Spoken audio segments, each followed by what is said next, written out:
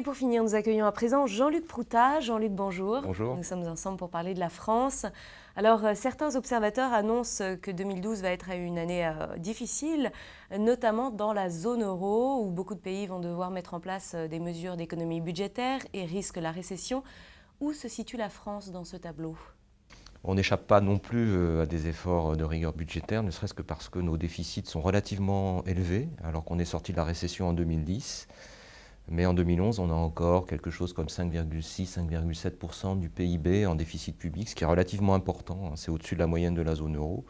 Et surtout, quand on se compare à l'Allemagne, c'est beaucoup plus important, puisque l'Allemagne a à peine 2% de déficit public sur PIB.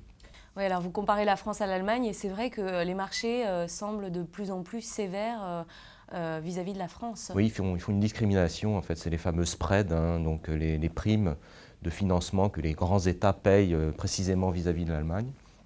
Alors il se trouve que ces spreads se sont écartés courant d'année 2011 et qu'aujourd'hui la France paye ce qu'on appelle 100 points de base de prime par rapport au taux allemand. Ce qui veut dire que lorsque l'Allemagne paye 2% de taux d'intérêt pour sa dette à 10 ans, la France paye plutôt 3,20. Alors à ces niveaux de taux d'intérêt, ça va encore, parce que les taux d'intérêt sont bas dans l'absolu. Ça peut poser problème si les taux d'intérêt sont amenés à remonter. Par exemple, si l'Allemagne se finance à 3,5%, ça mettrait le coût de financement de la France à 4,5-5%. Et là, ça devient plus compliqué. Mais alors finalement, est-ce qu'on ne peut pas dire que c'est ce risque de voir nos coûts de financement augmenter qui va pousser à la discipline ? Oui, c'est un moteur, absolument, puisque maintenant les financements sont moins faciles pour beaucoup d'États. Donc ça amène à de la rigueur budgétaire qui est importante par exemple en Italie et en Espagne, qui eux ont des primes de financement beaucoup plus élevées même que ce que paye la France, qui est encore un des pays qui se finance à un coût relativement faible. Donc on engage des programmes d'économie budgétaire. Je rappelle que le gouvernement français a annoncé pour cette année 17 milliards, 10 milliards plus 7 milliards dans la dernière bouture du plan d'économie, de réduction, à la fois à travers des hausses de taxes et des réductions de dépenses pour 2011, ce qui est un effort, pour 2012, pardon, ce qui est un effort relativement conséquent.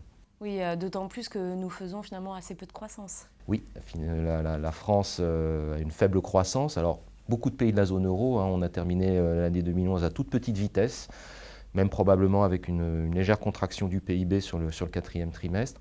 Il se trouve que le début de l'année s'annonce peut-être finalement moins mal qu'anticipé. Vous avez des indicateurs de conjoncture qui se redressent dans certains pays, dont l'Allemagne qui joue un effet d'entraînement. Mais pour 2012, on ne peut pas quand même attendre une croissance très forte en France.